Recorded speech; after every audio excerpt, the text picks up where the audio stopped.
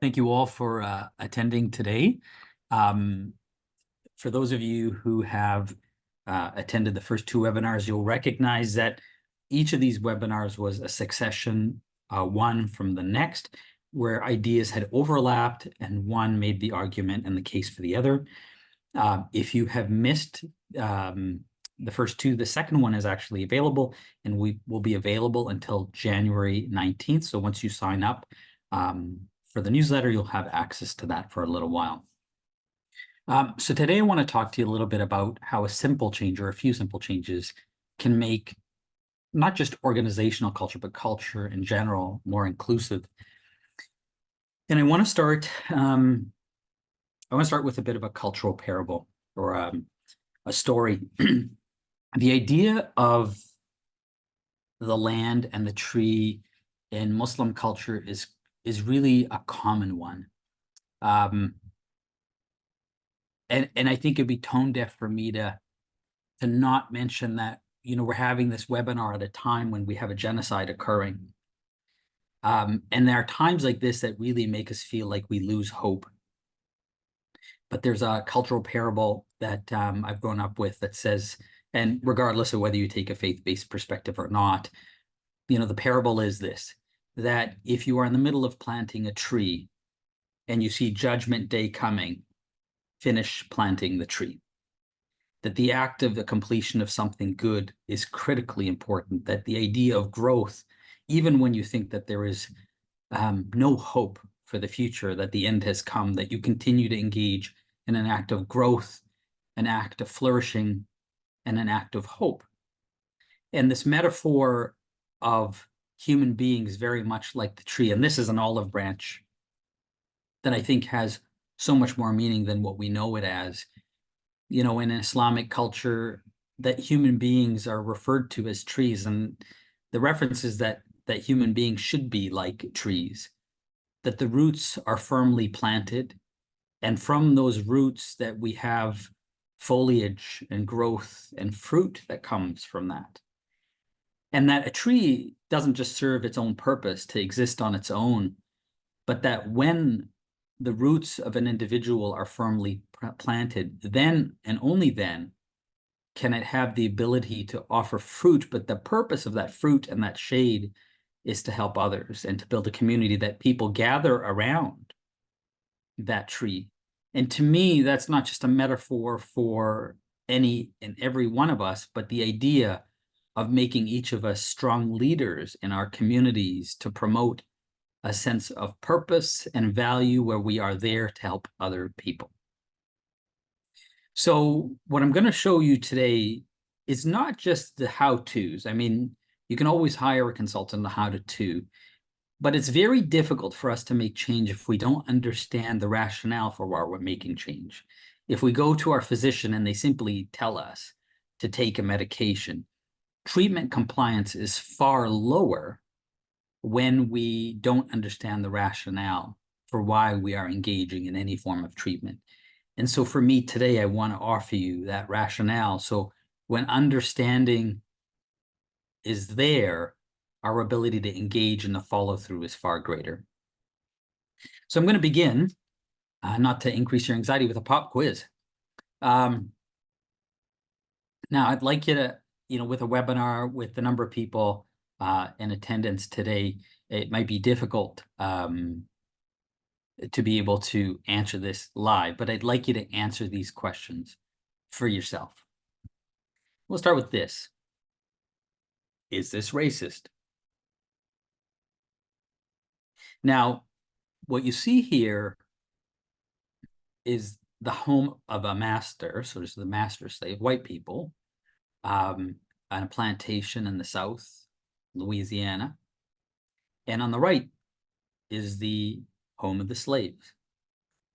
And you see here that racism, a lack of inclusion, is very much based on infrastructure. It was very clear the difference in ideology and how people saw different groups of people was reflected in physical infrastructure, but that physical infrastructure was supported by psychological infrastructure. And yes, it is very clear to us from our understanding that this is racist. Now, once that infrastructure is built, that psychological infrastructure, it develops a psychosocial or a cultural infrastructure. And so once again, here's a photograph by Gordon Parks in the 50s, where he's got this photograph of this woman and her daughter outside the colored entrance. And so that psychological infrastructure produces a behavioral, a psychosocial, cultural infrastructure. And it becomes very clear for us in this case to understand this as, yes, this is racist. And so remember that the psychological infrastructure, which is supported by physical infrastructure and psychosocial infrastructure, influences both emotional and cognitive behaviors. And so it is very clear to us that the KKK and the actions they took out were racist. But we must remember that that is based on infrastructure. And so, yes, this is racist, but what we must understand is that each and every single one of us contributes to an environmental and cultural infrastructure that influences the psychological infrastructure of people around us. And if you are in any form of leadership, if you are a health provider, if you are the owner of a company, if you're an executive, if you work in media, if you have a platform, you in some way have some influence or leadership on the psychological infrastructure of other people. And so everything I've shown you appears so clearly racist, but these are old, antiquated perspectives of what we consider to be racist. If we do not consider the infrastructure of racism, we are always going to be blind to what racism really looks like in everyday life, and it allows it to be perpetuated in perpetuity. And so the goal here of the simple steps that we must begin to take is to start to understand whether our society, whether our organizations are actually facilitating and perpetuating an infrastructure of racism. And so I ask you, is this racist? This is the Parliament building in Canada at Christmas time, what is formerly, or what is currently known as the holidays, where they celebrate and they light up our parliamentary building, which is meant to reflect all citizens, with holiday or Christmas decorations. This does not occur at any other time of the year for any other Canadian community, for any other cultural holiday that reflects a Canadian community. Is this racist?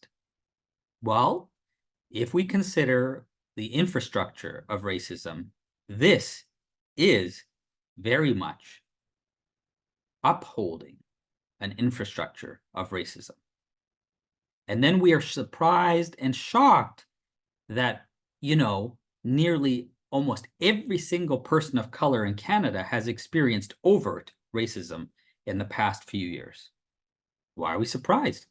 Well, our culture supports that. Our infrastructure, our psychological, our social infrastructures support racism. So we ask ourselves, how is this different than this? And it is not. Here is a photograph of the festivities of the Christmas celebration in the White House this past year, 2023, under the Biden administration. Is this racist? I mean, we have Black people dancing there, so it can't be racist. But yes, we have, the White House actually does hold an iftar. They recognize other holidays, but not at the same level that they do Christmas. Christmas is over the top. So there is very much a great sense of inequity. And having Black people dance for you at your party does not make that any less racist.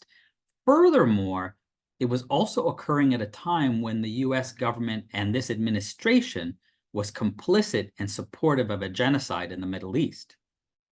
And so to have this occur while that's happening is definitely a racist act. And to further have people of color dance at that thing adds just insult to injury and is completely tone deaf to the issues of race and racism that occur around the world. So yes, this is racist too, even if you have some sort of tokenistic response. Now you see, here's another photograph from Gordon Parks outside an ice cream shop. This photograph of the Christmas celebration under the Biden administration in that White House are ultimately just reflective of this. Is you can show up and have some ice cream. You can have the ice cream, but there's still a colored only drinking fountain and a white only colored fountain. And it would behoove us at any point in time to assume that this was not racist. But remember, at that time, this was a sign of progress. You can come and buy ice cream from the same shop as white people do. Lucky you. You get to have that ice cream. Lucky, lucky you. But you are still only supposed to drink from the colored only water fountain. And so we have to be very careful about when we move towards anti-racism that we are not patronizing people. That it is not this performative act of inclusion, of having Black people dance at a party while we are complicit in a genocide against Black and brown people in the Middle East. And so you see here what allows us to perpetuate racism is ultimately the infrastructure of the mind. And the goal of leaders, of organizations, of politicians is ultimately to approach the strategy of inclusion in developing physical and psychosocial and cultural infrastructures that ultimately influence the culture of the mind. And alternatively, it cannot, the restructuring of that infrastructure cannot simply offer crumbs to people. And sadly, the way we do things nowadays is that we just offer crumbs. This is crumbs. This is crumbs. The dilemma here is that there's a psychology of internalized racism and disparity. When people of color, people who come from cultural communities that do not belong to a white culture, when there's a lack of representation, when there is a lack of an infrastructure that's necessary to promote positive well-being, we're hungry. And so when you're hungry and you're offered crumbs, you'll just eat what's offered and you won't recognize it as disparity because you're just simply at a point of survival. And the point here is that due to many years of an infrastructure of segregation, marginalization, and racism, is that people of color are generally hungry. And so when we're offered the few crumbs that we are given, we will accept it and not recognize it as racism. And that's the whole point of racism, is that the infrastructure there makes people of color simply accept the limited things that they are given. And when we fight for equity, we are simply labeled the angry Black and brown people. I mean, my people are labeled as terrorists on a regular basis because we simply ask for equity. So one of the goals here is to not offer people any more crumbs. We need to offer everybody an equity when it comes to a psychological meal. But here's an example of the crumbs that we offer. This is ultimately cultural erasure. You see that you can exist in our society. We will allow you the crumbs to exist in our society. But if you want to feel like you belong, you must adopt white culture in perpetuity. And so, you know, it is not simply the presence of a sick man in a Santa suit. It is the absence of any celebration of Vaisakhi, which is a Sikh holiday, that the only way that you can belong to and engage in a society and feel included and to be Celebrated is to ignore your culture, to erase your culture, and to adopt a singular white culture. And if that's not white supremacy, I don't know what else is. Here's another example, a big debate within the Muslim communities. Can we put up Christmas trees? Well, I mean, I do not celebrate Christmas, not only religiously, but out of a protest. Because the adoption of any such holiday is ultimately the erasure of my culture and my giving into white supremacy. And yet it is used as a weapon. And you know, one of the common things that most people of color say, not just Muslims, is, but you know, the children feel left out. Because the infrastructure in schools only promotes Christmas. Every aspect of capitalist culture only promotes at high levels Christmas.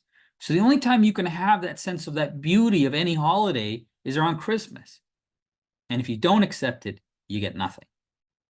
You must accept the crumbs that we offer you. If you want to feel included, even then, it'll be at a periphery. You'll never be at the center of a circle. You must adopt white culture. And that's the erasure of culture. And I don't know how that benefits society or any organization for that matter to erase people's identity and their culture. And the reason we can't get used to actually, and you know, and if you say to somebody you don't celebrate Christmas, oh, I'm sorry. Oh, don't be sorry. I'm sorry for you that you don't notice that you're used to living in these houses. That's why we can't make that change. It is very difficult for organizations, for societies, for communities to be able to make an effective change because we are used to living in houses. White people are used to living in the master's house, full of their privilege. And people of color are used to living in the slave houses. We are used to living off crumbs. We will simply adopt that. We are used to the infrastructures that are presented, so much so that we must tolerate this bullshit of inequity. Well, some people might do this. I remember walking into a Walmart and my kid saw this and he's like, hey, Jasmine's supposed to be a Muslim. She doesn't celebrate Christmas. And so when we have exposure to culture, we appropriate that, we whitewash it. So we can use people of color, people from different cultural and faith groups to promote whiteness. So Jasmine can exist, but she must be used as a tool. Mind you, we're going to dress her in a very stereotypical way. We're going to criticize Muslims and Arabs for being barbaric and putting down women's rights. But the one image in popular culture of a Muslim woman, we're going to dress them in a stereotype of, you know, scantily clad clothing, of a harem where Muslim and Arab women were treated like garbage, apparently, or this is what we're told. And then we're going to use her as a tool to promote white culture. It's a very serious problem. And you see it exists because the infrastructure in our mind centers whiteness and white culture. How horrible is that? What does that say about the psychology of people of color that we just simply accept this? And it becomes an aspect of performative inclusion. It is ultimately like receiving these fake flowers.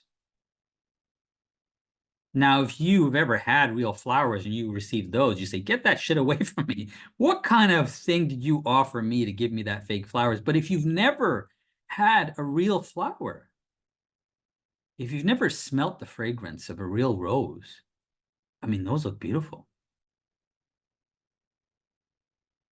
But to anybody else, that's tacky.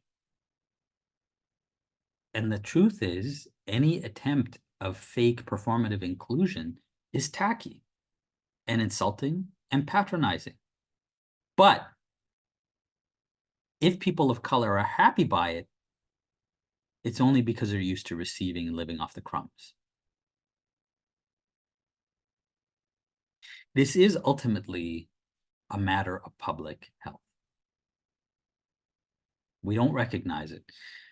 So this is not about just like doing the right thing just to make people happy. And This is a sincere matter of public health because the infrastructures of white supremacy, physical, cultural, psychosocial, they impact the health and well-being of all of us.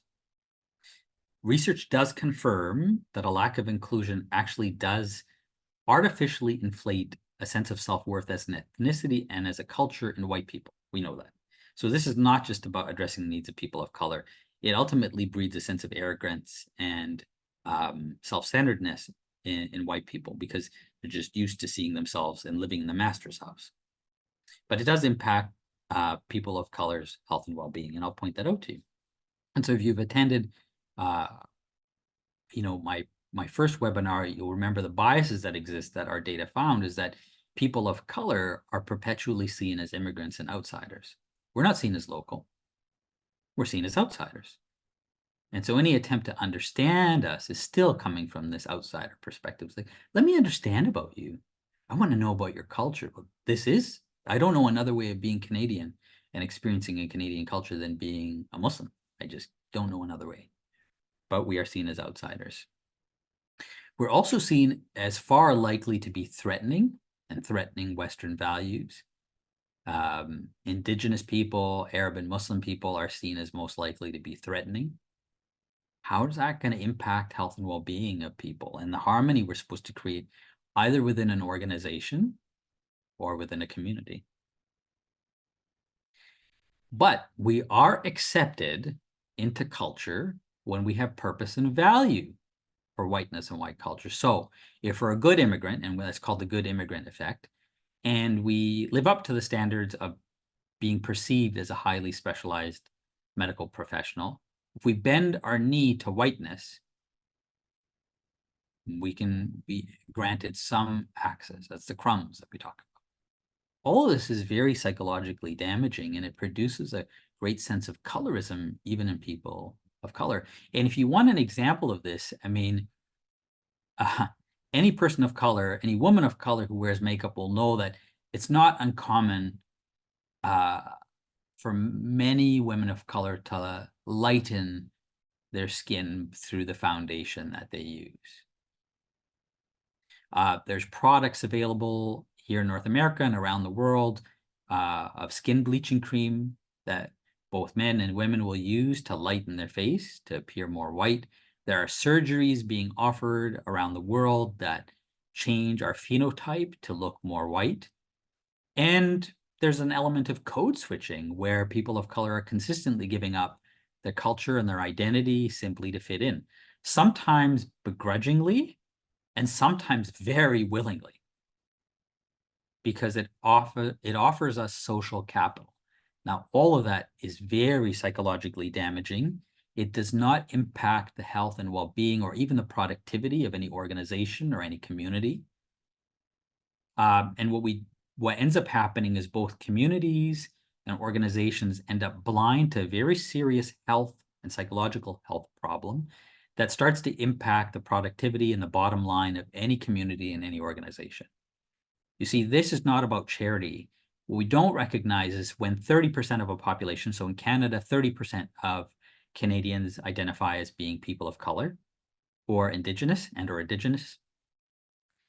If 30% of a population is not able to perform well or is impacted significantly with mental health issues tied to racism, that's going to impact the rest of us as well too, 30%. Any organization will tell you that if 30% of a workforce is not performing well, how is that going to impact the bottom line? And it leads to this great sense of internalized racism. And here we have a very clear example where we see, I mean, Nikki Haley right now is a current presidential candidate who is a South Asian woman who tries very hard to pass as white, including with her political stances on things. Bobby Jindal was one such person. And the big joke was that Bobby Jindal had this portrait of himself, in his office that makes him look like a white man. And if that's not a projection of identity, I don't know what is. But that's a very serious problem when in order for people to feel like they can make progress in life and in career, that they must see themselves as white. Now, remember that the infrastructure starts to impact both our cognitive health and our emotional health. And people of color notice, right? And we don't always have the safety to talk about it. I think current circumstances that we needed to get to a very extreme point of a violent disruption of human rights in the Middle East that people are now noticing, but we needed the death of, almost like 24,000 people to have this awareness. But there is a double standard, right? That we will stand up for the rights of white people locally and internationally. And that's a very easy thing to do. But the ability to do that for Black or brown people and Muslim people is actually far more difficult. Like, it's actually a debate, and we're still engaged in this debate to the point that, we're debating whether a country that has brought a case of genocide to the International Court of Justice, we're still debating that. And that's a classic example of the infrastructure in our minds, that we center whiteness,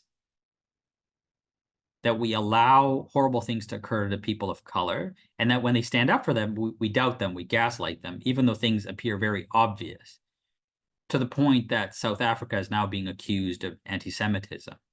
Right? This is a country that went through apartheid. And so without being inclusive, and I think the state of the world right now, and it almost feels, I will not give in to hopelessness. I refuse to give in to hopelessness, but it almost feels hopeless sometimes that we get to this point. How are we supposed to have empathy for people if we don't relate to them? If our infrastructures create a huge disparity in understanding the experiences of people that we perceive to be different from us, if we can't celebrate together, how could we stand up for their rights? It is a very difficult thing to do, right? And so it frustrates the hell out of me that I've been advocating for what I'm going to show you is, I think, is a resolution to beginning. It's not the full answer, but the step towards beginning for a long time. And I can tell you, I've approached leaders who have openly disregarded me and been openly racist. And it frustrates me that that can happen. And then at the same time, we're okay with ignoring the human rights of Black and brown people, not just internationally, here in Canada too. And so we think of these things as outside of ourselves, and we tend not to recognize that the perception here that most Arab, Palestinian, and Muslim people will have is that we understand now that when a government doesn't support the ending or a ceasefire, and is complicit in supporting that we really wonder whether they would stand up for our rights. And at the back of most people's minds who've experienced racism, there is this fear that the truth is that white people actually don't care about us, and our white leaders don't care about us, and that people of color who get into leadership also don't care about us, because the way that they've got in is by taking in those few crumbs to be offered some social capital, and that even leaders of color are promoting a sense of white supremacy. That has felt true over the past several months. And so it impacts people here. And I can tell you, over the past several months, since October 7th, I have done some consulting to national organizations of employees across our country. And I can promise you that they have felt impacted by this. They have felt neglected by this. And that lack of inclusion actually has led people to be off sick work. When they were at work, they couldn't focus well. Many of those people had clinical depression. Many of them had trauma, not just by watching the news, but because watching the news actually reverberated with their own experiences with racism here. And so it triggered that trauma and that racial trauma. And so we must understand that inclusion is ultimately the way to go. And when we don't work towards that as organizations, as communities, we are actively devaluing the health and well-being and the simple presence of people of color. So here's the answer. The answer is ultimately to build a self-sustaining inclusive culture. And the problem with many initiatives that people take in promoting inclusion is it becomes this artificial piecemeal aspect of inclusion that doesn't really foster itself. Whenever I work with an organization, I say, your job is to get rid of me eventually. You work with me initially, and the goal is to phase me out so that the culture that you build is self-sustainingly inclusive. Now, in order to do that, what you need to be able to do is make sure that people feel like their voices can be heard. And in order for their voices to be heard, they need to know that they are valued and they have a great sense of equity. And in order to do that, you need to make sure that there is very strong representation, cultural and ethnic, and it cannot be inclusive. Otherwise, what you don't know, what many organizations don't know, what many societies don't know is that remember that every single person who's experienced racism, every single person who is a person of color has experienced racism in Canada. Now, from those experiences of racism, both across Canada and the US, 38 to 68% of people who've experienced racism, which is pretty much every person of color, now have clinical rates or clinical symptoms of racial trauma, which is ultimately post-traumatic stress disorder with a specific focus on racial trauma, of being discriminated against. This is a health issue. So you tell me, as a society, as an organization, as a company, would you want to be perpetuating a culture that is inherently traumatizing your employees, your community members? And how good would that be for business and productivity? And so we're at a point now where you have to choose between the blue pill and the red pill. The blue pill will just get you to go back to the way things are. And remember, we do have a system in place right now that is a system of white supremacy. You see it everywhere. It's a sense of cultural supremacy, ethnic supremacy. Now, you can take that blue pill, you can end this webinar, and you should know things will go back to the way they are, but you will continue to salt the earth. There will be no firm roots planted for racialized and non-racialized people, but you can do that. Or you take the red pill, stop that, and start to question and make a change within your organization, within your community, and you can begin to water the earth around you and make sure that the people around you are firmly implanted and have beautiful things to offer their community. That's your choice.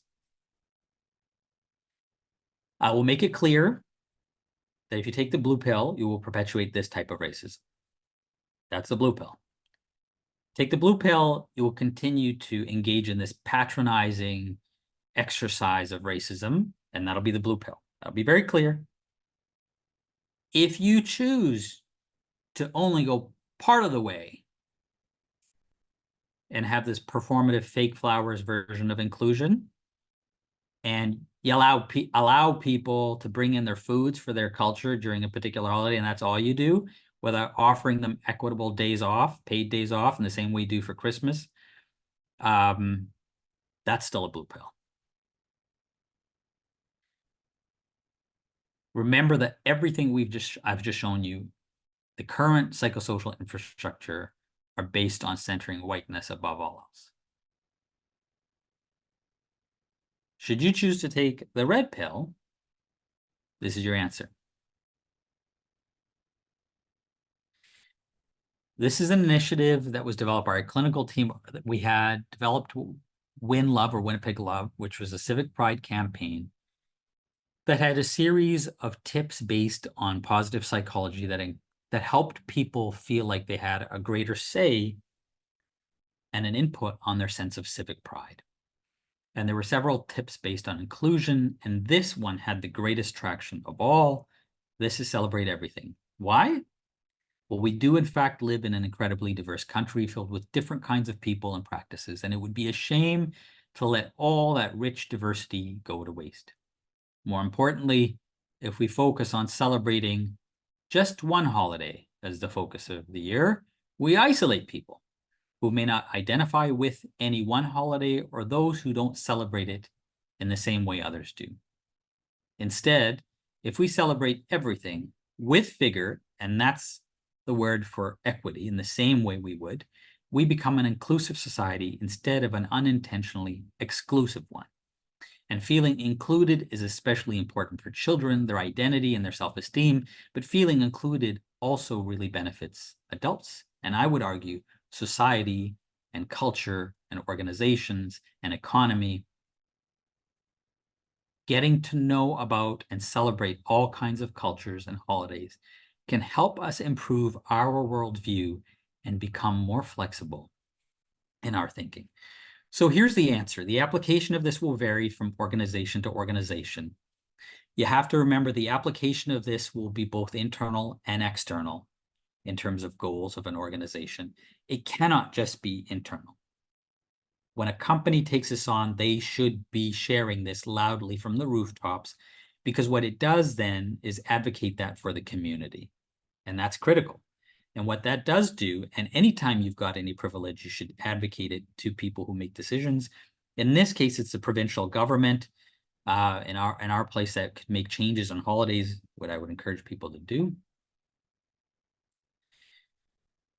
And it moves away from creating a single standard of representation, or it moves towards creating a single standard versus a multiple standards of representation that opens the door of equitability for all communities.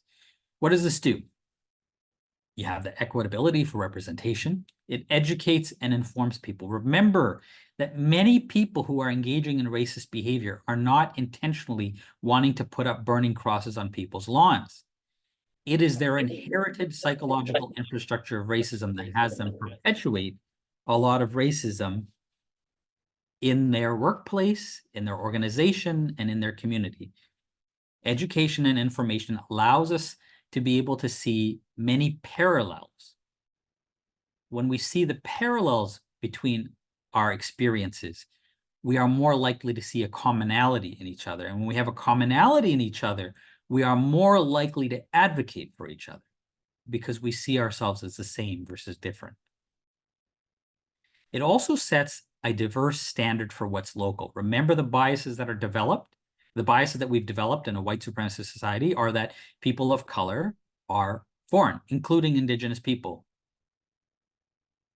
And so we begin to understand what it means to be local. That Christmas is not, Easter is not a Canadian holiday, but so is Diwali, Ramadan, Rosh Hashanah, Yom Kippur. These are critical holidays that are necessary, and all of them are Canadian in their own way.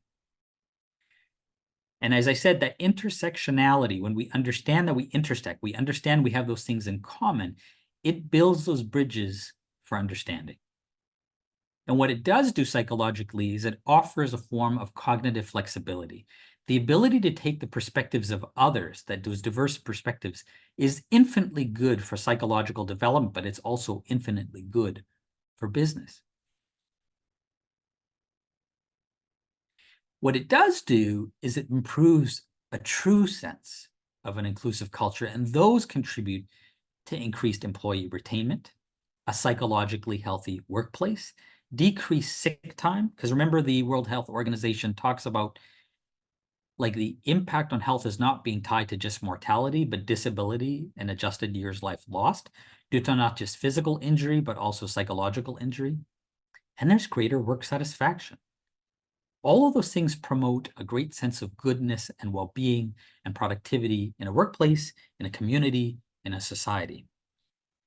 We know most definitely for sure that when we move towards true inclusion, there's also increased economic output, both short-term and long-term.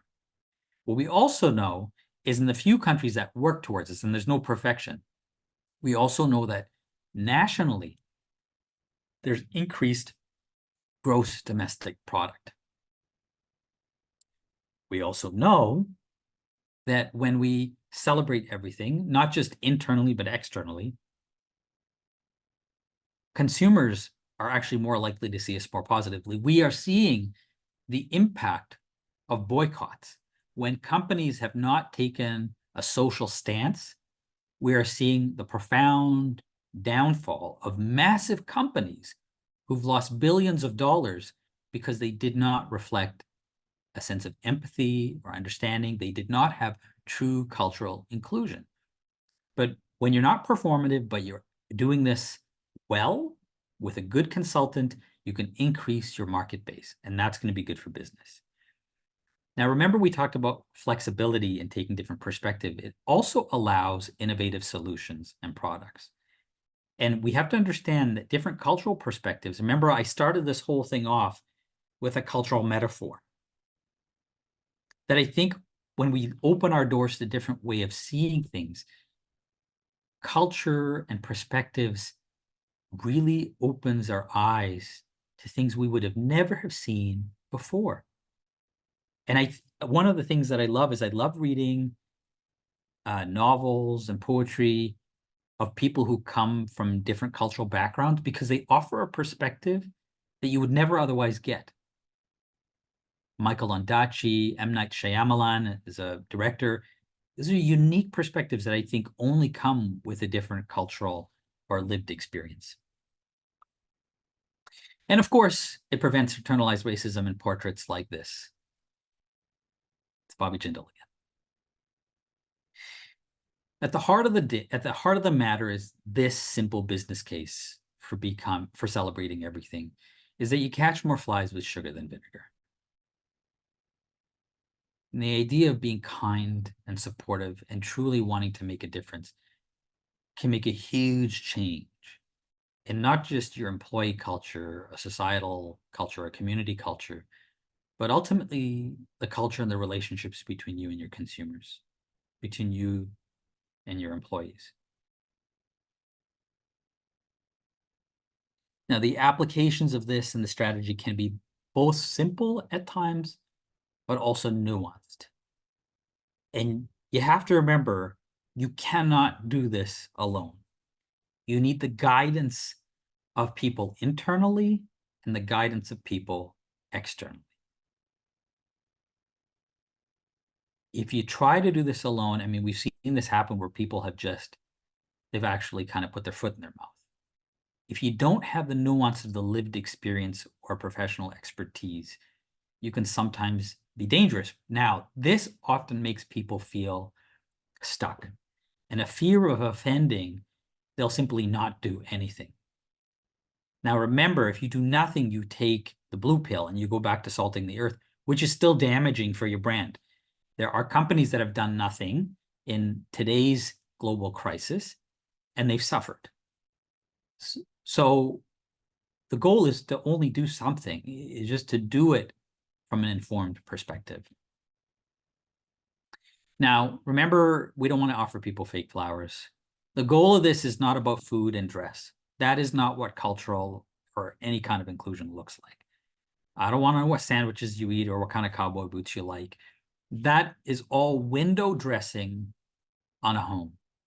A true home is built on values and connection and a sense of safety. And all that comes with a sense of justice and well-being. And that is the heart of what you're aiming to provide.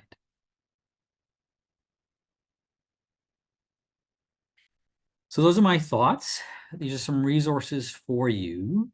My book will be out very shortly. You should be able to pre-order it on that link. There's a tool on biases that you can use that I use quite frequently, and is getting a lot of traction, allows us to understand a lot more about biases. And last but not least, my website, which has got far more resources and information that they have access to as well too. So thank you all for attending, and I'm certainly very happy to answer some questions right now. Thank you so much, Dr. Abdulrehman.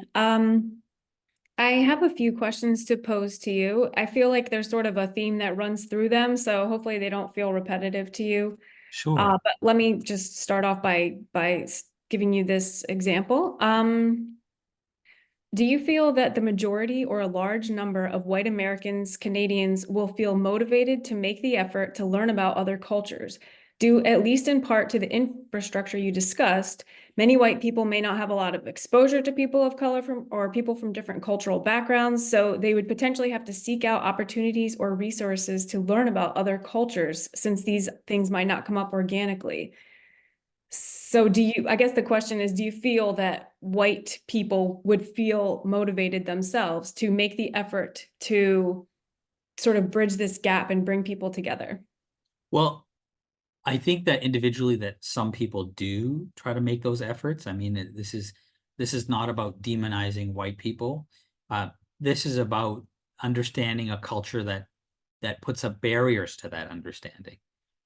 And so I think without a shift in infrastructure and how we do things now, I think it becomes harder for people to understand. And I think when well-meaning people do try to understand, a lack of awareness on how they ask and how they understand can unintentionally come across as offensive, you know? So the question like, tell me about where you're from. Well, I'm from South Winnipeg, right? That can be a well-meaning question that can come across as offensive. And if you want to learn more about that, check out my TED Talk.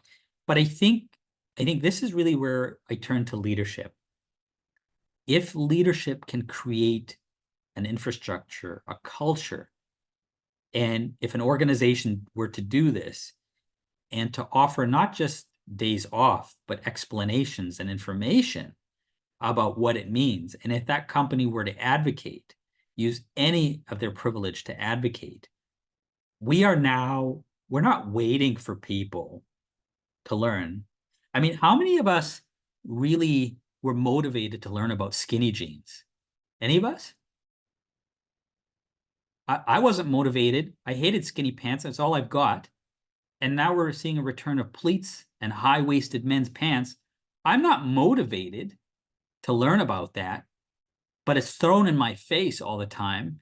And I'm sad to say, I'm pretty sure in the next 6 months to a year that I'll probably have a pair of high-waisted pleated pants. It's embarrassing to say, but I probably will. So it's not about motivation. It's about what we offer people. And our culture tends to, I mean, who's motivated to make themselves feel like shit by comparing themselves to, is it Jeremy Allen White's ripped body in Calvin Klein underwear? I wasn't motivated to see that. It made me feel like garbage. But it's thrown in our faces. This is what's thrown in our faces. So it's not about motivation. It's what we are fed. And it is about leaders being able to shift what it is we offer as nourishment to be able to offer people a chance to flourish. And I think when we create environments and infrastructure that provide it for people, we don't need to rely on their motivation. We put it out there. And that changes, I think, the character of a culture, right? We are ultimately challenging the culture. We think that if you belong to an organization, if you're a leader in an organization, you might think that the impact of this is just within your organization. And I promise you, it is not. I promise you that the change that you make within your organization is a societal one. I'll give you an example. I consulted to several school divisions.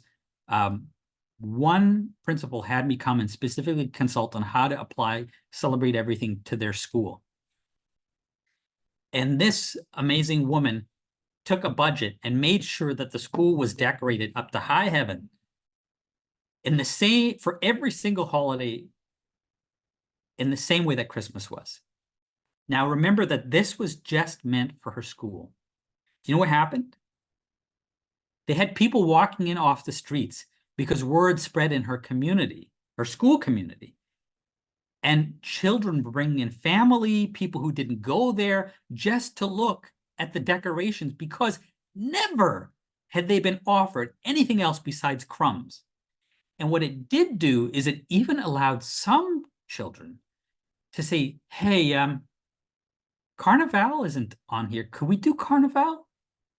It empowered children from marginalized communities to stand up and go, can you include us too? And you know what she did? Even though those people had some of their holidays represented, but the opening of that door, it empowered them. It offered confidence. Now, that happening at that critical formational year for children is incredibly powerful. Imagine what happens if we do that societally. Imagine if we all adopt this. Imagine if we all push for this.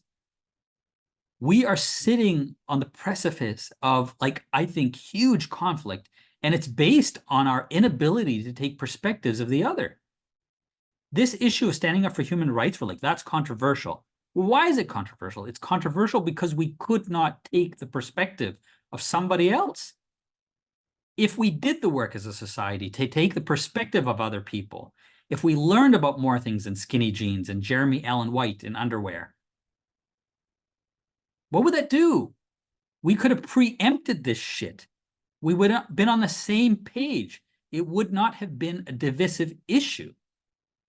So my answer is this. You are what you eat. So what are we feeding people?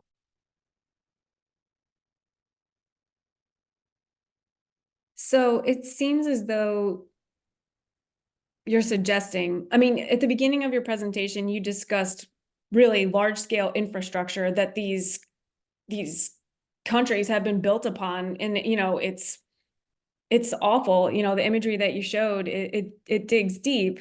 So you're suggesting that by making smaller changes within our individual organizations, we can start to spread this way of thinking about the world. And, I think I have a question here, but I think the feeling is, how do we change something like you showed the main government building in Canada reflecting Yeah. Christmas only all the time? So starting small is a great way, but then it feels like you're up against a wall to try to make large infrastructure changes over time. Yeah. And this is where you have to remember that business, like money, does run the world, and leaders are critically influential in that. A few days ago, Prime Minister Trudeau said that they would not be supporting the outcome of the ruling from the International Court of Justice. Do you know how many people are protesting on the streets? Each of those single individuals is a leader in their own right. And now they put out a statement saying they will abide by the findings of the International Court of Justice. Why were we second guessing that? But my point here is that it is not sufficient. Yes, each of us can make our individual changes, but it is critically important that we have, if the knowledge that we have, if what we feed people, based on public health, is good psychologically based healthy information, and we take that knowledge and we spread it and we advocate, and we don't just work on improving our individual little stuff. We do that, but then we raise our voice. And some of us with greater privilege and influence, yeah, I can guarantee you that things are going to change. Our own premier here in Manitoba, who basically campaigned on the concept of anti-colonialism, did not initially support a ceasefire, but it was with pressure that him and his government did support a ceasefire. So it's critically important that we don't just do the individual stuff, but that we talk about these issues. Ideas are what we are spreading. Understanding is what we're spreading. So it's not enough to just do it in our small circles. Yes, I think it's important, but we need to share what we're doing with other people. We need to encourage other people to do that. We need to be leaders by example. And when we do that, the whole parliament will be lit up for Diwali. I think, and I think we're on good grounds for change. And And I see that in my own city. I see leaders who have heard, see leaders who've made changes and are working very hard. And it is my sincere pleasure to begin to be able to see the shift, even though I have faced open racism from some leaders, other leaders who've gotten it, who aren't necessarily in politics, have seen that and they've understood that and they've made those changes. And you watch in a year what's going to happen in Winnipeg. Thank you. You sort of answered this question when you were describing the school that started celebrating as many holidays as they could think of, but do you believe that we could truly celebrate everything and ensure that all voices are heard, all religions and cultures are represented? There's a lot. Yeah. And we get so scared of that. We're like, how are we going to do that? And so the default is to center whiteness. Well, why is that the default? I think if we are going to pick one thing, we particularly here in North America, but anywhere, we should be centering Indigenous voices. If we got to pick one thing, that's what we should do. But that said, the goal, like people are like, well, we'll never stop, celebrating, or we'll always have all these days off. There are many holidays that come from a Christian or a European tradition that we don't acknowledge in the holiday, like in our calendar, but there's representation. And so I've developed a list of holidays. If people are ever interested, you can contact me and I'll send you that list of holidays that are umbrella holidays that make sure that all communities in one way or the other are under that umbrella. And there's 8 to 10 holidays that if you add them to the calendar can make a huge difference when it comes to representation, because it identifies which groups are under those calendars, under those umbrellas of those holidays. So it is possible, it is practical, and it's very doable with low cost. Thank you. I think this question is in line with and it has a little bit of overlap, but I'd like to hear your thoughts. Somebody asked, what pushback would you anticipate from organizations who are presented with the celebrate everything concept? So suppose the leaders do try to roll out this idea, how might you propose that the members of this business would respond? And if there's pushback, what are your thoughts on this? Well, the pushback has always been the same. And so I can tell you exactly what that's been. Number one has been the cost. And so most people think about, well, having, the cost of doing these things. And we don't tend to recognize that sometimes cost produces a product, right? If I pay somebody to do something, I have a beautiful product, which ultimately helps business at the end. So yes, there are costs, but the cost is minimal and the payoff is far greater. We know that. You can Google a cost of the benefits of inclusion. You can see there's specific rates and there's different studies that speaks to the benefits of that. One of the other things people say is, well, how are we going to have people working if everybody gets a day off? Remember that people do work during Christmas. Depending on the industry, there's a lot of people who work through Christmas. I'm on call through Christmas. This holiday season, I came in for several crises to help both organizations and individual clients work through personal crises. So that we all would do that. This is about an overarching structure. We always find ways to cover. There will always be people who don't celebrate that holiday who are happy to work, and they'll find a way to do that. There are people who celebrate that holiday and still find a way to work. This is about setting a standard to create some sense of equity. One of the other downfalls is that people think that, having too many days off, like 8 to 10 feels like too much for people. And they think that, productivity will go down, the economy will down. What they don't tend to recognize is that, we have days off at Christmas, and actually the economy doesn't go down when we have days off. The economy goes up at Christmas time. And that's because spending increases. And so can you imagine that amount of spending several times throughout the year? When we all celebrate those things, I don't celebrate Christmas, but I make sure that it's special for the people in my life that do that. I make sure that staff have a nice dinner. We do those kinds of things. So imagine if we're doing that on a more regular basis. I mean, that's going to be incredible. And the studies actually support that. So studies support that actually we have a greater economic output when it comes to that. So those are the biggest pushback, but there's answers to that. And most of those come from a sense of fear that are really, we can manage those things very easily. It's just about some good problem solving. There'll be some basic stuff we need to figure out. I know the Chamber of Commerce here, was wondering about how to get people on board, how to deal with smaller businesses. And remember, there are smaller businesses open during Christmas. Having a stat holiday, doesn't mean we should penalize people. We had somebody here who was penalized for staying open during Thanksgiving. or Christmas time. And they're like, but I'm a small business and I don't celebrate that holiday, so why can't I be open? So, about having those flexible policies, there's ways around it if we choose to have conversation. Thank you all for attending.